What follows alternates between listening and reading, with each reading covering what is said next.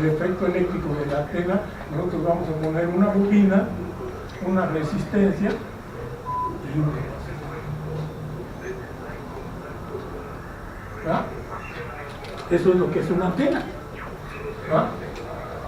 La resistencia que propiamente tiene el material, aluminio, cobre, lo que hayan hecho la antena, la bobina, que nosotros vamos a representar como una reactancia inductiva, una resistencia al paso de la corriente alterna, y el capacitor, que también es una resistencia. Cada uno de los elementos va a presentar una resistencia. Pero nosotros, cuando nosotros hablamos de una antena y hablamos de la impedancia o el punto de alimentación de esa antena, nosotros sabemos y decimos que tiene una impedancia. ¿Sí? Entonces, esa impedancia, ¿verdad?, está construida o se forma por la resistencia real. El conjunto de todas las cosas. Sí. Sí. Una pregunta, Antonio. Si cambias el punto de alimentación, ¿te varía todo lo demás? ¿Perdón? O sea, si lo pones en otro lugar, el punto de alimentación de la antena, ¿te varía? ¿No? Va a variar los valores. Ok. ¿Sí? Si yo la puedo alimentar en un extremo, ¿verdad?, yo quito de aquí esto, la alimento solamente en un extremo, ¿sí?, va a variar, ya no es la misma impedancia. Pero sin embargo los valores siguen siendo los mismos, porque la antena siempre los va a tener. Si ponemos una vertical, al irradiar, ella va a estar formando el campo electromagnético de la misma manera. ¿Sí? Digo, no de la misma manera horizontal que vertical, pero de la misma manera va a estar generando un campo electromagnético. ¿Sí? Y estamos hablando de eléctrico y magnético. ¿Sí? Entonces, eso prevalece siempre.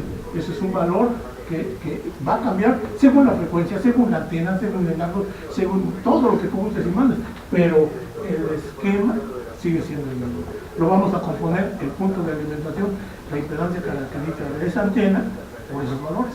La resistencia real del material o la resistencia real del conjunto, ¿verdad?, porque hablamos de que el capacitor también va a tener una resistencia, la bobina va a presentar una resistencia y el alambre pues va a presentar una resistencia. Entonces volvemos al mismo punto, ¿verdad? O sea, la resistencia física que sí podemos medir y la resistencia del capacitor y de la bobina que no podemos tan fácilmente medir, porque sí podríamos hacer. Por lo que respecta al símbolo de la antena y de lo que va a suceder, pero dijimos, bueno, sí, ¿y con qué la vamos a alimentar? Pues con la famosa radiofrecuencia, ¿no? La radiofrecuencia no es otra cosa más que un coche a la mano. No es otra cosa más que una corriente alterna. No es otra cosa. ¿La radiofrecuencia dijiste? Sí, la radiofrecuencia. Es una corriente alterna. Ahora, ¿por qué o de qué depende? Bueno, pues de la frecuencia con la que sube y baja. Exactamente, ¿verdad? Porque podemos hablar de HF, VHF, UHF y demás, y todo eso pues son diferentes frecuencias, ¿no? Para nosotros generar esa radiofrecuencia, pues le ponemos el radio. El radio es el que nos va a decir qué frecuencia. ¿Cómo la genera? ¿Quién sabe? ¿Verdad? Pero, por ejemplo, para VHF, pues 144 a 148, HF, los segmentos que nosotros conocemos, 10, 15, 20 y las WAR y demás cosas, ¿no? Cada uno va a tener una frecuencia. ¿Sí? Esa frecuencia pues está determinada por el radio. ¿Sí? Como nosotros es que expresamos una frecuencia de 0. ¿Sí?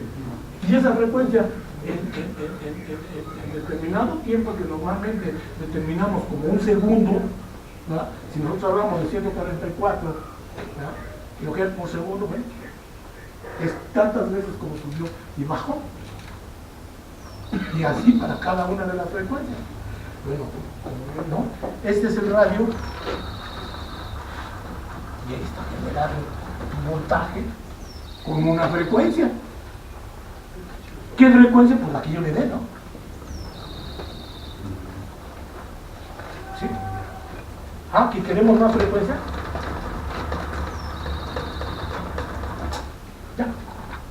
cuál es esa fuente de alimentación o generador de frecuencia? El radio. En este caso, este dispositivo. ¿Verdad? Entonces, a partir de esto, nosotros nos damos cuenta de cómo podemos generar una frecuencia. Pero también de dónde viene y por qué viene la frecuencia. Bueno, también nosotros sabemos que para que nosotros tengamos un voltaje, ese voltaje lo vamos a generar cortando un campo magnético con un conductor o un conductor que corte el campo magnético. Eso nosotros lo vemos con esta bobina. Si nosotros le ponemos aquí un voltmetro y este que es un imán, lo hacemos que pase por ese punto, vamos a generar lo mismito que aquí. Una frecuencia. Dependiendo de cortas si le das muy fuerte, y bien, exactamente. Exactamente. ¿De qué depende? Pues de esto, no hay otra cosa, ¿no? Aquí, como ustedes ven, el voltaje es poquito y la frecuencia es poquita. ¿Sí? ¿Cuánto creen ustedes que yo pueda generar aquí? Hombre, poquitito. Pues ahora imagínense lo que son 144 o 30 megahertz freguero, ¿no? Entonces, al tener nosotros ya esa gran cantidad de frecuencia, lo que es radiofrecuencia, ya vimos cómo generamos una frecuencia, pero ahora vamos a generar una radiofrecuencia. O sea, ¿qué es la diferencia entre uno y otro? La cantidad de ciclos que nosotros estemos generando. ¿Claro? ¿La calidad o cantidad? Cantidad. La cantidad de ciclos que nosotros estemos generando, eso va a hacer que caiga esa frecuencia en las tablas que ya conocemos, de radiofrecuencia. ¿Verdad? Porque si nosotros vamos más arriba, pues tenemos la luz, tenemos los infrarrojos, tenemos los violeta, ¿verdad? Pero ¿cuál es la que nos interesa a nosotros? La radiofrecuencia. ¿De dónde nosotros la vamos a generar? En el radio, y lo está haciendo como si fuera este. ¿No? Pero entonces ahora, a partir de eso, con este esquema, para mí surgió el problema. Bueno, sí, ¿y yo cómo te explico que la corriente continua se comporta diferente que la corriente alterna? Y que cada uno de estos dispositivos va a reaccionar de diferente manera. Porque yo te digo que esta bobina, ¿verdad?, va a tener una resistencia, o que este capacitor, ¿verdad?, tenga una resistencia, y que cómo se va a comportar. Regreso a mi juguetito, ¿sí? Y entonces yo aquí tengo este rectificador. Yo hago que este voltaje que estoy generando aquí, o que alimentado a través de este transformador, yo lo rectifico y lo hago pasar a través de un capacitor. Y si ya lo rectifiqué, voy a ver cómo se comporta. ¿Sí? Nosotros sabemos bien, ¿no?, cómo se comporta un capacitor ante corriente continua. Si nosotros empezamos desde la corriente alterna, yo hasta que aquí le puse, mira, tiene 35 ohms de resistencia establecida. Esta resistencia total tiene 35 ohms. Este capacitor tiene una capacidad determinada, pero es un capacitor electrolítico. Y los capacitores electrolíticos no los podemos navegar con corriente alterna, si no nos vamos a echar, ¿verdad? Entonces necesitamos un capacitor que no sea de corriente directa, que no esté polarizado. ¿Sí? Entonces, por eso te digo, entonces, tenemos que tener todos los juguetitos para ver cómo es que cada uno de ellos se va a comportar y por qué. ¿Sí? Esto es un capacitor. ¿Sí? Son dos placas, una frente a la otra, separada por un aislante. El aislante no lo alcanzas a ver, pero es un papel celofán que está, o plástico, no sé qué sea, entre las dos placas de aluminio. Y como tú ves, son bastantes vueltecitas. ¿Sí? Entonces, esto es un capacitor y es un capacitor pequeño, porque este es un capacitor de un microfaradio. Sin embargo, este otro capacitor es de... ¿alguien que ve? No desbarata, esa no desbarata, ¿no? De 590, 708 microfarads. O sea, vamos a hablar 500 500 microfarads, pues ya pueden ustedes Un voltaje de imaginar 110. 110 volts, porque también Voltaje de corriente alterna. también esa es otra cosa que es determinante, ¿verdad? Es el voltaje. Es de otro Porque si que no, se llama- nos pasa lo que nos pasa a Javier, empieza a brincar, empieza a arquearse. Entonces, porque precisamente dice la separación que existe entre ellos, ¿verdad? Es, vamos a decirlo, molecular, no sé, por decirlo de alguna manera. ¿Por qué? Porque es tan pequeñita que por eso estos capacitores, ¿verdad? Si ustedes se dan cuenta más o menos el tamaño, ¿verdad? Este es un capacitor bastante grande y es de un microfaradio, y este es de, a ver, Este es de 25 volt, 4700 microfarads. fíjense, 4000 en este pequeño espacio. ¿Por qué podemos nosotros tener esa capacidad? Por la separación de sus terras. Está tan cerquita que puede tener mucho más material dentro de él para poder darnos esta capacidad. Sin embargo, para mí son mucho más efectivos y seguros estos, porque no se vayan ni explotan. Sí, Cuando nos equivocamos. invierte la polaridad, ¿no? Sí, si inviertes la polaridad. Es que en esos juegan las cargas, las positivas o las negativas, entonces cuando los inviertes, Más- por eso es que ya... No, porque el electrolito. Bueno, El electrolito es el que está diseñado para que por cierta polaridad él sea aislante, Sí. ¿verdad? Pero en Pero cuanto si le lo cambiamos la conviertes, polaridad, ya, él se hace conductor. Y al hacerse conductor es cortocircuito, la corriente que circula a través de él es tan grande que se calienta y suena como chinatín, y hay que hacer su lado, porque golpear bien fuerte. Entonces, cuando nosotros hablamos de impedancia, ¿verdad? Nosotros sabemos que va a variar esa impedancia de una forma que ustedes puedan verla, y que es la siguiente. Si yo introduzco este tubo, ¿qué sucedió con la luz? Bajó. ¿Por qué bajó? Si no le toqué nada, Se ni hice incrementa, nada, se incrementa nada la más. resistencia. Nada más puse allí un pequeño tubito. Entonces, ¿qué pasó ahí? ¿De qué estamos hablando? De inducción. De inducción y de impedancia. La impedancia es una reactancia. ¿Qué es una reactancia? Resistencia al paso de la corriente. Al paso de la corriente eléctrica. Porque si yo lo quito, enciende más. Va a dejar que fluya. ¿Por qué? Porque cuando yo no tengo ese tubo, el campo magnético se fue como se le dio su regalada gana. ¿Sí? El campo magnético, y por eso decimos en una bobina de núcleo de aire, pues tiene una impedancia determinada. Pero ¿qué sucede cuando nosotros, ¿verdad?, le acercamos un objeto a una antena?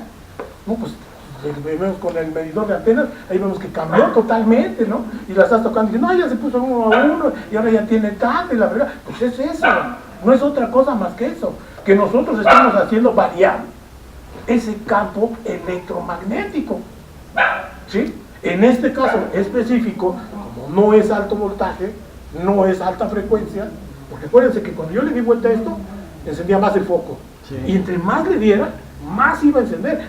Nosotros vamos a simular, discúlpenme pero bueno, las placas, ¿no? Ya vimos de qué delgadito son las placas.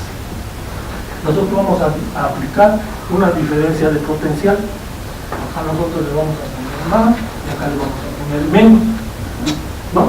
¿Qué es lo que sucede? Nosotros aquí tenemos positivos y negativos, ¿no?